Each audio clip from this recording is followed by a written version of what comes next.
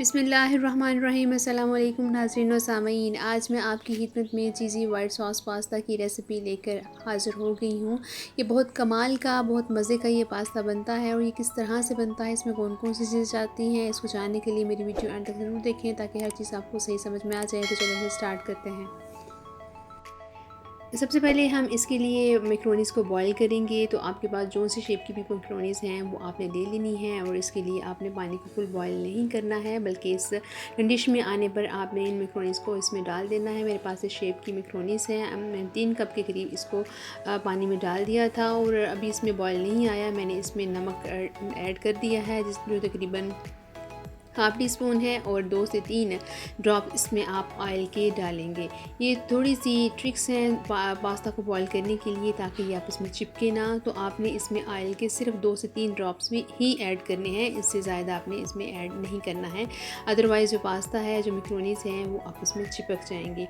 अब इसको हम वक्फे से चेक करते जाएंगे कि जिस कंडीशन में हमें ये चाहिए। तो ये अभी थोड़े से कच्चे हैं, यानी ये थोड़े से पके और ज़्यादा कच्चे हैं, तो हम इस थोड़ी देर और बॉईल करेंगे। ये तकरीबन 7 से 8 मिनट्स आपको लग जाएंगे इसको बॉईल करने में। अब ये देखिए बिल्कुल ही वैसे हैं जैसे हमें चाहिए। तो अब इसको हमने स्ट्रेन कर लेना है और स्ट्रेन करने के बाद इसको आपने ठंडे पानी के नीचे ज़रूर रखना है ताकि ये आपस में चिपके ना। अब हमने इसके अंदर जो चीज़ें डालनी हैं उसकी हम तैयारी कर लेते हैं। तो इसके लिए तकरीबन 2 टेबल स्पून मैंने ऑयल एक पैन में डाल लिया था और उसमें 1 टीस्पून या 1 टेबल स्पून के करीब आप इसमें चॉप्ड लहसुन डालेंगे। ये लहसुन आप इसकी पेस्ट भी डाल सकते हैं, लेकिन चॉप्ड लहसुन की अपनी खुशबू और अपना एक जायका होता है। और इसको हम हल्का सा ब्राउन करेंगे। इसमें जो चीज़ें हमने ऐड करनी है उसमें मैंने प्याज लिया है, गाजर ली है और साथ इसमें शिमला मिर्च इसमें ऐड करनी है। गाजर और शिमला मिर्च को आपने जुलियन कट में काट लेना है। जितनी आपको चाहिए पसंद है उतनी आप इसमें डाल लें। मैंने एक शिमला मिर्च और एक गाजर ले ली है और एक दरमियानी साइज़ का मैंने प्याज ले लिया था और इसको इस तरह से हमने चॉप कर लेना है। इस तरह से आपने इसकी कटिंग करनी है। इसको अब हम सोटे होने तक इसको भूनेंगे, यानी जब तक ट्रांसपेरेंट नहीं हो जाता तब तक इसको हम भूनेंगे। इसको हमने ब्राउन नहीं करना। जब ये ट्रांसपेरेंट हो जाए तो इसमें जो हमारे पास सब्ज़ियां हैं वो हमने ऐड कर देनी है। आप इसमें कोई भी सब्ज़ी ऐड कर सकते हैं अपनी पसंद की। आप इसमें बंद गोभी ऐड कर सकते हैं, इसके अलावा इसमें आप कॉर्न्स भी ऐड कर सकते हैं। जो आपको पसंद है वो सब्ज़ी आप इसमें ऐड कर लें। अब तकरीबन मेरे पास 1 कप के करीब बॉइल्ड चिकन है, वो मैंने इसमें ऐड कर दिया है, जिसको मैंने नमक और हल्दी के साथ बॉईल कर लिया था। अब इसमें हाफ़ टी स्पून आप नमक ऐड करेंगे और 1/4 चाय की चम्मच इसमें काली मिर्च जाए। इसमें आप चीनी भी ऐड करेंगे, तकरीबन हाफ़ टी स्पून। तो चीनी से इसका जो कलर है वो बड़ा अच्छा रहता है, सब्ज़ियाँ इसमें बिल्कुल भी ख़राब नहीं होंगी और इसका कलर एज़ इट इज़ रहेगा और इससे इसका जायका भी बड़ा अच्छा हो जाता है। अब इन सब्ज़ियों को और जो चिकन हमने ऐड किया है उसको अच्छे से भून लेंगे और इसको तकरीबन 2 से 3 मिनट आपने मीडियम टू लो फ्लेम पर भूनना है। इसको ज़्यादा देर तक नहीं आप भूनेंगे। अब इसकी हमने वाइट सॉस तैयार करनी है। तो वाइट सॉस के लिए 2 टेबलस्पून मैंने ऑयल ऐड किया है और 2 टेबलस्पून ही मेरे पास अनसॉल्टेड मक्खन है, वो मैंने इसमें डाला है। अगर आपके पास नहीं है तो आप इसमें 4 टेबलस्पून ऑयल भी डाल सकते हैं। अब हमने इस मक्खन को मेल्ट करना है ताकि अच्छे से मेल्ट हो जाए।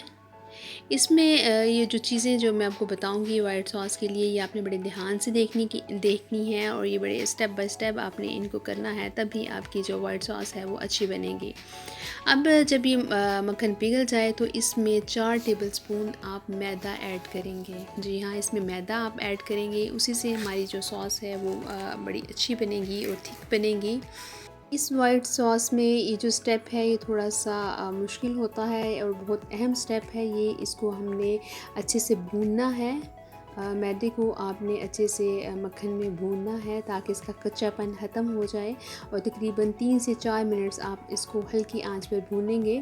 और जब ये भुन जाए और अच्छे इसका कलर थोड़ा सा स्लाइटली चेंज हो जाए तो फिर हम इसमें दूध ऐड करेंगे। दूध मैंने 3 कप लिए हैं, क्योंकि 3 कप ही मैंने इसमें मैक्रोनीज़ डाली हैं, तो इसमें 3 कप के करीब ही दूध आप ऐड करेंगे। इस तरह से हमने दूध को थोड़ा थोड़ा ऐड करते जाना है और चम्मच को अच्छे से हिलाते जाना है ताकि इसकी गुठलियाँ और इसमें जो लम्स हैं वो बिल्कुल भी ना बने। इस तरह से हमने पहले 1 कप दूध डाला और फिर उसके बाद आहिस्ता आहिस्ता जो मैंने मेजर करके रखा हुआ था 2 कप, वो भी मैं इसमें आहिस्ता आहिस्ता करके ऐड कर दूँगी। इसको आपने ज़रूर हिलाना है, ये लम्स अगर इसमें पड़े रहे तो ये हमारी सॉस बिल्कुल भी अच्छी तैयार नहीं होगी। इसके लम्स को ख़त्म करने के लिए या तो इसमें आप बीटर यूज़ कर सकते हैं या इस तरह से आपके पास जो घर में घोटना होता है उसके साथ आप इसके लम्स को अच्छी तरह से जो है वो मिक्स करेंगे। और मुझे ये ज़्यादा बेहतर लगता है बीटर से, तो मैं इसी के साथ ज़्यादा जो है वो अपना काम करती हूँ। इस तरह से आपने इसके लम्स जो हैं वो सारे ख़त्म कर लेने हैं और बड़े अच्छे इसके साथ जो लम्स हैं वो ख़त्म होते हैं और बड़ा अच्छा स्मूथ क्रीमी टेक्सचर जो है वो हमारे सॉस का तैयार हो जाएगा। इस तरह से सारे लम्स ख़त्म हो गए थे। अब इसको हमें थोड़ा सा मिक्स करना है और इसका जो हमने फ्लेम है वो मीडियम टू लो कर देना है। अब इस स्टेज पर हम इसमें नमक ऐड करेंगे जो तकरीबन हाफ़ टी स्पून है और 1/4 चाय की चम्मच आप इसमें काली मिर्च ऐड करेंगे। पिसी हुई काली मिर्च इसमें जाएगी और थोड़ी सी आप कुटी हुई लाल मिर्च इसमें ऐड करेंगी, इससे इसका फ्लेवर बहुत अच्छा हो जाता है।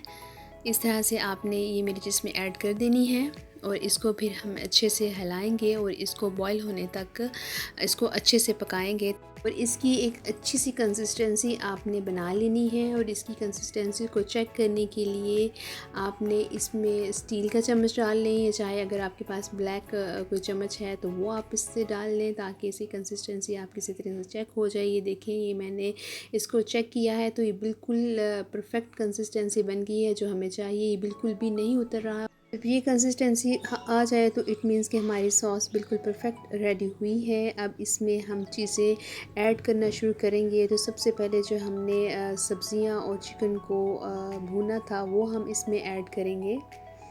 इस तरह से जो सारी सब्ज़ियाँ और चिकन आप इसमें ऐड कर देंगे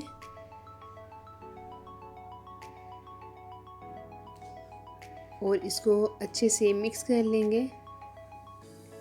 ये देखें कितनी माशाल्लाह अच्छी लुक इसकी आ रही है। अब इसमें जो हमारे पास पास्ता है वो भी हम इसमें ऐड कर देंगे।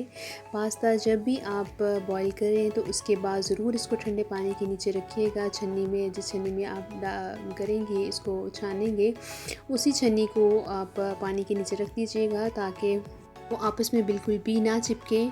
तो अगर आपको इसके दौरान थोड़ा सा लग रहा है कि ये ज़्यादा गाढ़ा हो गया तो आप इसमें दूध भी ऐड कर सकते हैं। मैंने 2 से 3 टेबलस्पून दूध इसमें ऐड किया था और जब इसको मिक्स कर लिया है तो इसमें अब हम चीज़ डालेंगे जो तकरीबन मैंने 4 से 5 टेबलस्पून के करीब इसमें चीज़ ऐड की है। इससे इसका जो टेक्सचर भी अच्छा होगा और इसका जो टेस्ट है वो बहुत ही ज़्यादा अच्छा हो जाता है। अब इसको हम डिश आउट करेंगे। हमारा पास्ता बिल्कुल रेडी है। तो ये देखिए माशाल्लाह कितना अच्छा पास्ता रेडी हो गया है। आप इसको बनाएंगे तो घर वाले इसको इंशाल्लाह ज़रूर पसंद करेंगे। अगर आपको भी मेरी वीडियो पसंद आई है तो इसको लाइक करें और मेरे चैनल को ज़रूर सब्सक्राइब करें। अल्लाह ने चाहा तो एक नई वीडियो के साथ आपकी खिदमत में फिर हाज़िर होंगी। तब तक अपना और अपने प्यारों का बहुत सा ख्याल रखें। अल्लाह हाफ़िज़।